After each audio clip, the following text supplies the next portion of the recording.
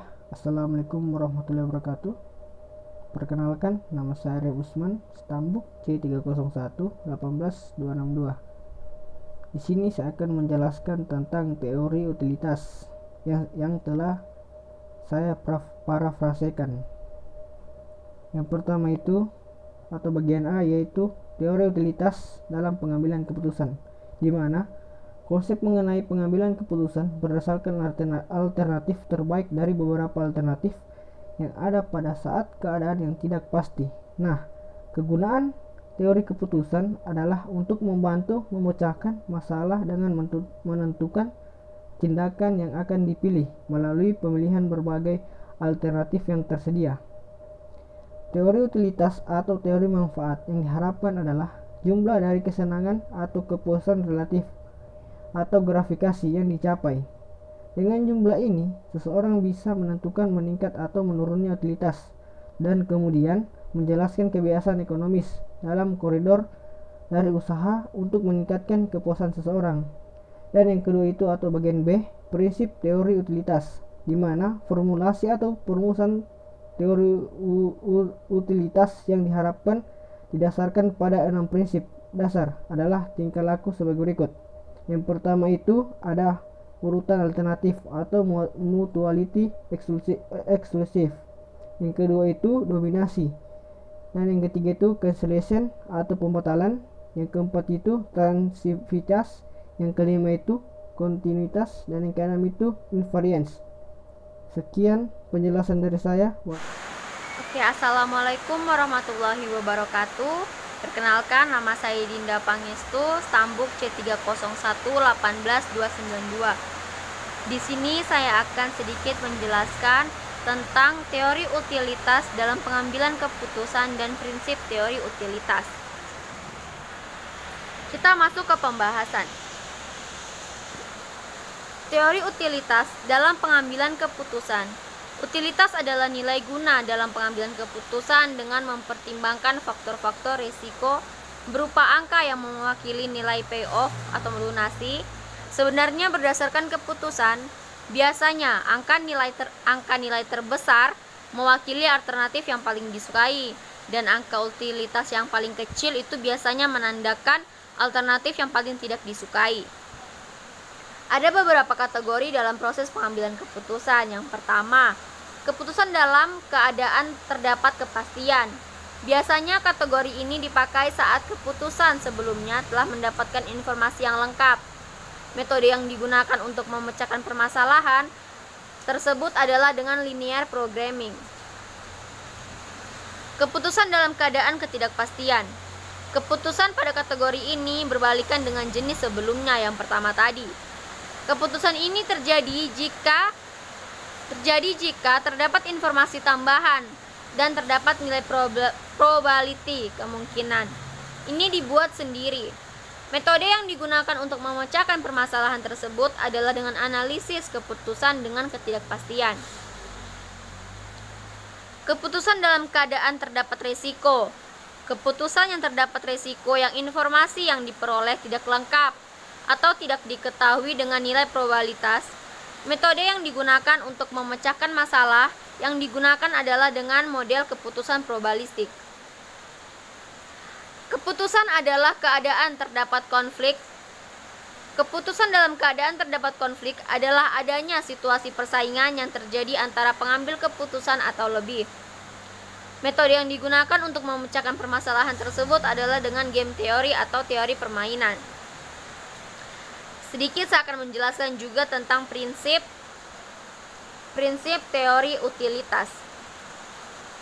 Prinsip yang pertama, urutan alternatif.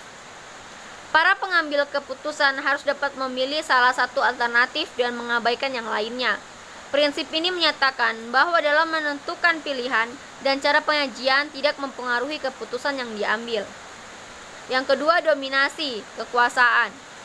Menurut teori utilitas, yang diharapkan sangat rasional, para pengambil keputusan seharusnya tidak memiliki strategi yang didominasi.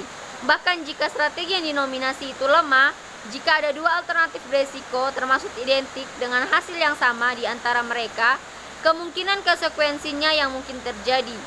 maka utilitas harus diabaikan. Yang ketiga, cancellation. Pemilihan antara dua alternatif seharusnya tergantung hanya pada hasil yang berada dari dua alternatif tersebut. Tidak ada hasil yang sama untuk kedua alternatif. Yang keempat, transvitas. Jika pembuat keputusan yang rasional harus lebih suka hasil A ke B dan hasil B ke C, maka orang seharusnya lebih memilih A daripada hasil C. Yang kelima, kontinuitas. Untuk setiap hasil, seorang pembuat keputusan harus lebih suka bertaruh antara hasil terbaik dan hasil terburuk. Untuk hasil yang pasti di antara jika peluang atau hasil terbaik cukup baik. Yang keenam, invariance. Prinsip invariance menetapkan bahwa pembuat keputusan seharusnya tidak dipengaruhi cara alternatif pengajian. Pembuat keputusan seharusnya lebih mementingkan substansi. Terima kasih. Wassalamualaikum warahmatullahi wabarakatuh. Bismillahirrahmanirrahim. Assalamualaikum warahmatullahi wabarakatuh. Perkenalkan, nama saya Warsukni, Stambuk C30118273. Di sini saya akan menjelaskan yang pertama, yaitu teori utilitas dalam pengambilan keputusan dan prinsip teori utilitas. Yang pertama, teori utilitas dalam pengambilan keputusan.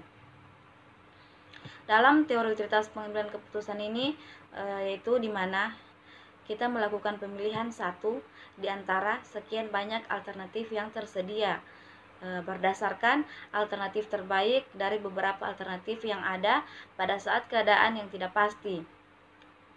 Kegunaan teori keputusan ini juga untuk membantu memecahkan masalah dengan menentukan tindakan yang akan dipilih melalui pemilihan berbagai alternatif yang tersedia. Dalam memilih satu keputusan, minimal terdapat dua alternatif yang diberikan, dan pengambilan keputusan harus memilih satu alternatif berdasarkan kriteria tertentu di antara alternatif lainnya. Selanjutnya, prinsip teori utilitas. Dalam prinsip teori utilitas ini itu cuma bagaimana gambaran seseorang itu atau orang-orang dalam berperilaku yang baik, yang mampu memilih keputusan melalui alternatif yang tersedia. Oke, sekian dari saya. Wassalamualaikum warahmatullahi wabarakatuh. Assalamualaikum warahmatullahi wabarakatuh. Nama saya Vinka Wlecayani Daud, Stambuk C30118338. Teori utilitas dalam pengambilan keputusan. Yang pertama, teori utilitas. Teori ini merupakan kepuasan yang dirasakan oleh seorang individu dari menggunakan suatu barang atau melakukan suatu aktivitas. Dalam analisis ekonomi, utilitas ini sering dijadikan urutan selera suatu barang. Yang perlu kita ingat, jika kita menggunakan fungsi utilitas ini, maka yang ditekankan adalah konsep ordinal dan bukan konsep kardinal. Utilitas kardinal adalah kepuasan yang didapatkan konsumen barang atau jasa yang dapat kita ukur secara numerik. Sedangkan utilitas ordinal sudah didasarkan kepada kurva indiferen. Ada beberapa asumsi yang dilakukan pada saat pengambilan keputusan, yaitu yang pertama, peringkat preferensi, yang kedua, transivitas preferensi, yang ketiga, asumsi kontinuitas, yang keempat, asumsi substitutabilitas, yang kelima, asumsi peningkatan preferensi. Yang kedua, prinsip utilitas. Prinsip teori ini diharapkan menjadi teori perilaku yang berpegang teguh, di mana orang yang akan berperilaku seperti mengikuti syarat yang ditentukan dalam pembuatan atau pengambilan keputusan. Terima kasih. Assalamualaikum warahmatullahi wabarakatuh. Assalamualaikum warahmatullahi wabarakatuh. Perkenalkan, nama saya Anastasia Putri Amanda, Stambuk C30118304. Dalam kesempatan kali ini saya akan membahas dua materi. Yang pertama, teori utilitas dalam pengambilan keputusan. Yang kedua, prinsip-prinsip teori utilitas. Langsung saja masuk pada materi yang pertama, tapi sebelum itu saya akan menjelaskan apa arti utilitas itu sendiri. Utilitas adalah jumlah dari kesenangan ataupun kepuasan yang relatif dapat dicapai. Terus apa hubungannya pengambilan keputusan sama utilitas? Nah, di sini keputusan juga sangat penting sekali dalam manajemen. Kenapa saya bisa bilang penting? Karena manajer yang efektif membuat ratusan keputusan setiap harinya. Bahkan manajer membuat keputusan tanpa benar-benar memikirkannya, tanpa mereka pikir apa yang akan terjadi ke depannya. Nah, teori utilitas dalam pengambilan keputusan adalah konsep yang pengembalian keputusannya berdasarkan alternatif terbaik dari beberapa alternatif yang ada pada keadaan yang tidak pasti. Kegunaan dari teori keputusan adalah untuk membantu memecahkan masalah dan dengan menentukan tindakan yang akan dipilih ke depannya melalui pemilihan pada alternatif yang ada. Nah, dalam pengambilan keputusan ini minimal menggunakan 2 alternatif umum yang diberikan, dan pada pengambilan keputusan harus memilih satu alternatif berdasarkan kriteria tertentu di antara alternatif yang ada. Kemudian adapun kategori-kategori dalam pengambilan keputusan, yaitu keputusan dalam keadaan pasti, kedua keputusan dalam keadaan ketidakpastian, ketiga keputusan dalam keadaan ketidakpastian resiko, dan yang terakhir keempat keputusan dalam keadaan terdapat konflik atau perselisihan. Ada juga asumsi-asumsi teori utilitas, yaitu 1. Peringkat preferensi, kedua transivitas preferensi, ketiga asumsi substitutabilitas, dan yang keempat asumsi peningkatan preferensi. Kemudian dalam pengambilan keputusan juga ada sikap-sikap atau norma-norma, yaitu 1. Sikap penggemar resiko, kedua sikap netral, ketiga sikap penghindar resiko. Nah, langsung saja kita masuk pada materi yang kedua, yaitu prinsip teori utilitas. Dalam prinsip ini ada 6 prinsip-prinsip yang umum, yaitu 1. Ada urutan alternatif. Urutan ini menyatakan bahwa menentukan pilihan A dan B, cara-cara pilihan A dan B tersebut tidak mempengaruhi keputusan yang diambil. Dan yang kedua, domisi atau keputusan. Dalam teori ini sangat rasional, para pengambil keputusan harusnya tidak memilih strategi yang didominasikan, bahkan jika strategi hanya didominasi itu lemah. Dan yang ketiga, cancellation. Pemilihan antara 2 alternatif seharusnya bergantung hanya pada hasil yang sama untuk kedua alternatifnya. Kemudian yang keempat, transivitas. Nah, dalam prinsip transivitas ini saya akan memberikan contoh jika menjadi mahasiswa Fakultas Ekonomi lebih disukai daripada mahasiswa Fakultas Hukum, terus Fakultas Hukum lebih disukai daripada mahasiswa Fakultas Teknik, maka tentunya Fakultas Ekonomi itu harus lebih disukai daripada mahasiswa Fakultas Teknik. Nah, yang kelima, kontinuitas. Untuk setiap hasil, seorang pembuat keputusan harus selalu lebih suka bertaruh antara hasil terbaik dan yang terburuk. Kenapa? Untuk menghasilkan hasil yang pasti, diantaranya jika peluang atau hasil terbaik itu cukup baik. Dan yang terakhir, invariance. Dalam prinsip ini, menetapkan bahwa pembuat seharusnya tidak mempengaruhi cara alternatif lainnya.